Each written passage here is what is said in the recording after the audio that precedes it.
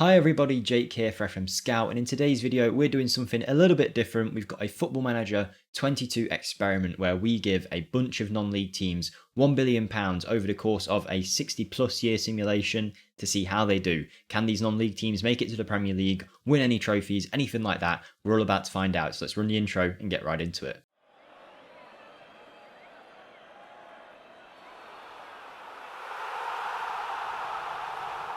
Hi everybody, Jake here, welcome to the video. As I mentioned in the start, we're giving these non-league clubs £1 billion in their bank balance to see if it can rewrite the course of how the club's going, see if they can go right to the top over this very long simulation. Before we get into this though, as this is something a little bit different to what we normally do on the channel, please if you could hit that like button. It does let us know that you're enjoying it and it helps spread these videos to as many people as possible, which of course it's always great. Comment down below as well what other ideas you think we should do for experiment type videos. We've already got a few in mind, but anything we're willing to take on board. And subscribe to the channel if you haven't already and ring that notification bell. And then when you've done all that, I give you permission to sit back, relax, and let's get right into the video. So just to set the premise of the video up, we are going to be using the English League system. So we're going to be giving every club in the Vanarama National League £1 billion. So I'll quickly move over to the Vanarama National League and show you how we've done that. Okay, here we go, the Vanarama National League, the 5th English division and the top of what we class as non-league divisions here in England, and every single one of these teams from Aldershot to Dover Athletic have been given £1 billion in their bank balance. So for example, if we click on Kings Lynn Town, we can see they've been given £1 billion in their bank balance, so that's always great for them, I suppose. The interesting thing will be to see, I imagine in the first season the clubs won't move these straight to transfer budgets, but over time, are these non-league clubs going to be making £1 billion signings? I really doubt it. I think there's going to be a big level of reputation, influence, and that kind of thing on terms of what kind of players these clubs can bring in. Of course, that is realistic, but maybe with a bit of money, you could kind of get anyone to join anywhere, I suppose, if you convince them with enough of that dosh. But let's move on. Just for the sake of experimenting, I've given a few clubs in the other English divisions £1 billion too, to see how they'll compare to whatever non-leagues club got. How much does a start in League 2 compare to a start in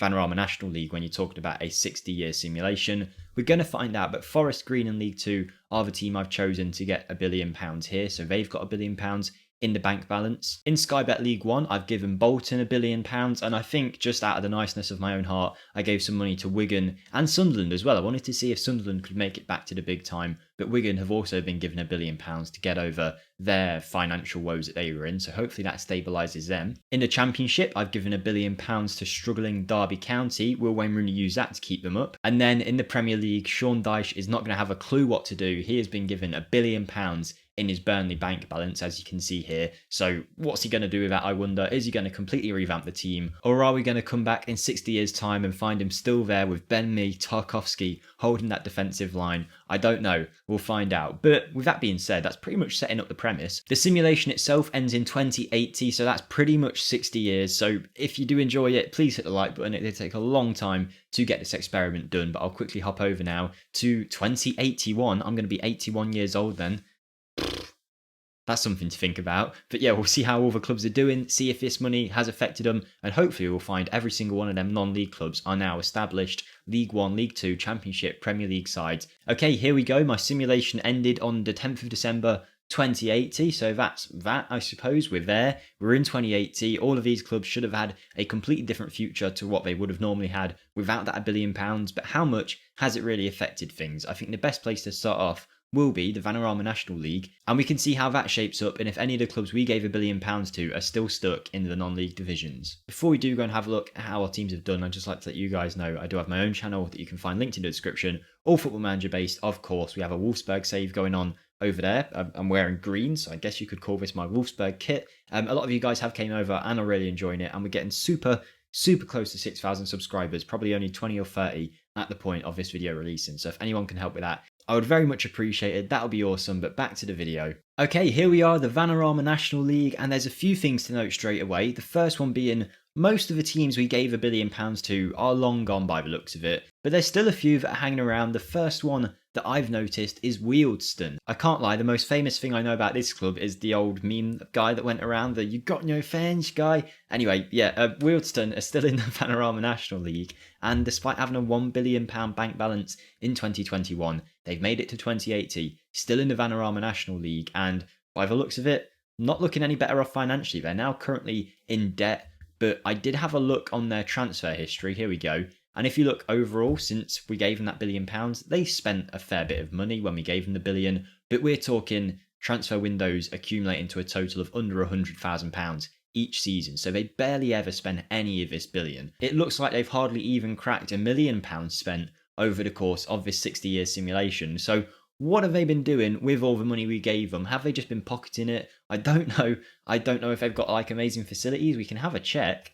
Has that done anything? No, their facilities are completely normal. I genuinely think the chairman might have just taken all this money and ran away with it. Can we have a look at their history in terms of where they've been? Have they ever made it out of the Vanarama National League? If we look at their overview, it looks like they haven't been out of the National League for a good 20 years, and they do have one Vanarama National League title.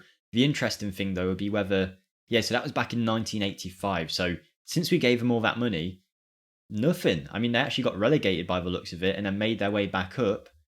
But that's really poor from them to have £1 billion, not ever really do anything with it.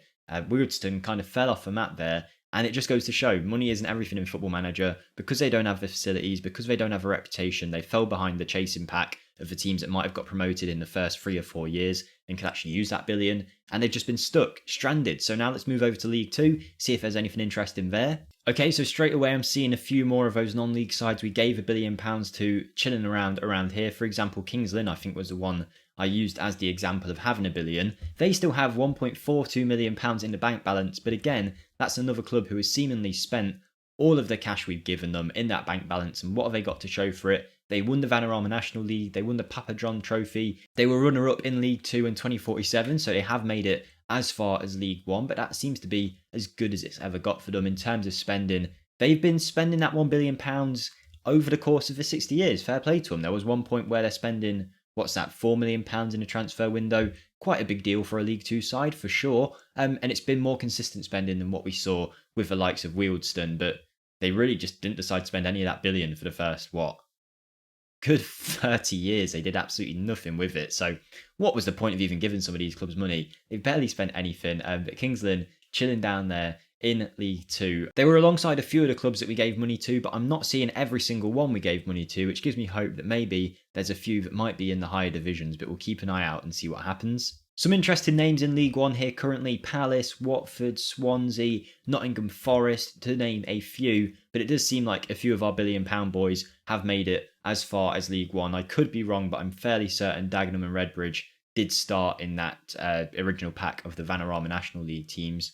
Again, as you would probably expect, over the course of 60 years, that £1 billion has completely disappeared, but Dagenham doing okay for themselves, got some good youth facilities, a decent stadium size as well, with an average attendance of about 16,000, and this is a club that has made it to the Championship at some point, fairly recently as well. So it looks like most of their successes came recently, and if we do have a look at their transfers, this is very strange to look at. In the first 30 years or so, they've basically spent literally nothing. If we hover over some of these low gaps here, about 175 grand, up until about 2050, when they started going, you know what, we'll go from a £1 million summer to paying, what's this? This is upwards of, 60 odd £million?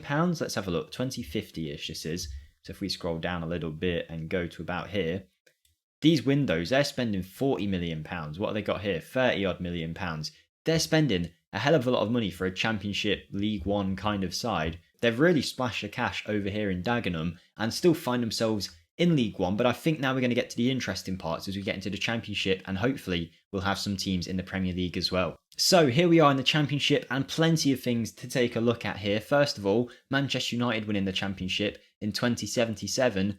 I mean, it suggests exactly one thing. They went down at some point. They got relegated, but Wigan, one of the teams that we gave £1 billion to when they were in League 1, I think it was, have made it to the Premier League at some point, which is great to see. And it looks like they've been hovering around as one of these better Championship teams in the last few years, getting themselves up a couple of times to the Premier League, but doing well for themselves. Derby County as well have managed to stabilise in the Championship and have got plenty of money in the bank balance. What did Wayne Rooney do when we gave him all that cash originally? Of course, these weren't a non-league team, but we did still give them a good £1 billion when they were in the Championship, and they started it off by spending 37 odd £million, 73 million pounds, and out of nowhere they've had a window where they've spent, £400 million in a Derby season. What year is this going to be? This is going to be around 20, Can I hover over it and see? It doesn't look like it. Let's have a look. So we just keep scrolling back a few years. I'm sure we'll eventually find it. It looks like it's going to be in the 2040 ranges. Okay, so I couldn't find the exact season they were doing it in. I don't know if this transfer stuff is counting their sales as well as their signings, but for a good 5 or 6 years, whilst in what I can only assume would have been the Championship, Derby were spending hundreds and hundreds of £1 million every single year. Have they won anything? They wouldn't have, oh, I got excited and I thought they'd won the Premier League, but that was back in the 1970s. Anything else outside of that? They won the Championship a couple times, so they did get up into the Premier League, runners-up in the Carabao Cup, but that's as far as it goes for Derby. Notts County were one of our non-league sides, though, that we gave loads of money to, so it's nice to see them hovering around in the Championship. I believe they're one of the oldest clubs in England, if not the oldest club in England. I'm sure there's something like that for Notts County. A good thing to see was that they did make the Premier League a good few times in the 2050s, 2060s kind of era, and have done very well for themselves, Notts County. Nice to see them doing so well up here from the non-league teams, and even though they're in debt, they use that £1 billion wisely, it seems. And again, it looks like they just decided to not spend any of this money. This just goes to show, though, you wouldn't probably be able to buy £5 million players when you're in the National League, because no one's going to want to accept a transfer to a National League team. So Notts County still chilling around, but doing much better for themselves out of a non-league. Altrincham was another club we gave £1 billion to in the non-league, Wrexham as well, so it seems like most of these better non-league sides have ended up in the Championship, but has anybody slipped on there, and has anyone made the Premier League? We're about to find out now. Okay, we're here in the Premier League, and a few things look absolutely brilliant to me straight away. First of all, Wigan are here in the Premier League. We've got Aldershot Town in the Premier League, looking like an absolutely top-tier club now with amazing facilities, amazing training facilities. Credit to Aldershot. They've made it to the Premier League, as has non-league Barnet, making it all the way, and wow, worldwide reputation, amazing youth and training facilities, an average attendance of £33,000, beating the likes of Chelsea 3-0, and it looks like they must be in some kind of Champions League competition. They are UEFA Champions League club Barnet. Their bank balance is now all the way down to a negative £18 million, but at least they spent their money wisely to get themselves up into the Premier League, and it seems like they just started with consistent spending a lot earlier than the other non-league clubs we looked at. Yes, they didn't spend for the first few years, but a lot of clubs we've seen started around the 2050s. Barnet were spending 30 million plus from around 2030 onwards by the looks of it. Have they ended up with anything special? Runners-up in the FA Cup, winning the Carabao Cup, and runners-up on another occasion, winning the Championship plenty of times, and their youth team has developed so much that they are now being runners-up in the UEFA Youth League, so Barnet have done great for themselves, I'm sure, as well. Forest Green are in the Premier League, looking like a top-tier club, as are Sunderland, and there's just, plenty of names that we like to see in here. Burnley, with that £1 billion, did they ever do anything special? We gave Sean Dyche £1 billion, not in non-league, but straight away in the Premier League, and what did they do with it? Straight from the off, they were spending £160 million plus seasons. If we actually do go to their first transfer window, can we see who Sean Dyche decided to buy when he got all his money come in? So this year it doesn't seem like he spent much, but then the year after he followed up with £80 million on Podence, Josh King, Cameron Carter-Vickers, Stephen Bergwijn coming, Trippier coming, Xhaka coming, Daryl Dike from Orlando City, Kenneth Tete. Who else did they sign? They then bought in Sander Berge for £50 million, Seko Fofana, Dubravka. Even a player with the same name as me, Jake Cooper, has signed for Burnley. They kept on going as well. Gabriel Menino from PSG, Carlos Vinicius of PSG, Boubakary Samare, Martial, John Stones. Burnley went crazy. Tell me he won a competition with them. He didn't win the FA Cup.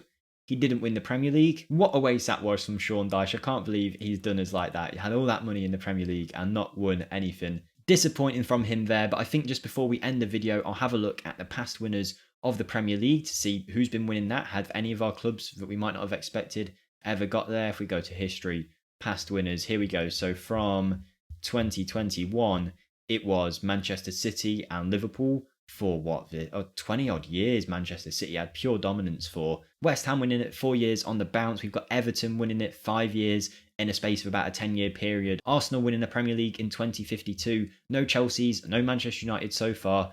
And since then, it's just been Manchester City, Arsenal, West Ham and Liverpool as the top 4 in the Premier League. What about FA Cups? We've had an FA Cup win for Sunderland a fair few times. They love this competition. It seems Fulham as well, but we didn't give them any money. Any non-league teams winning anything?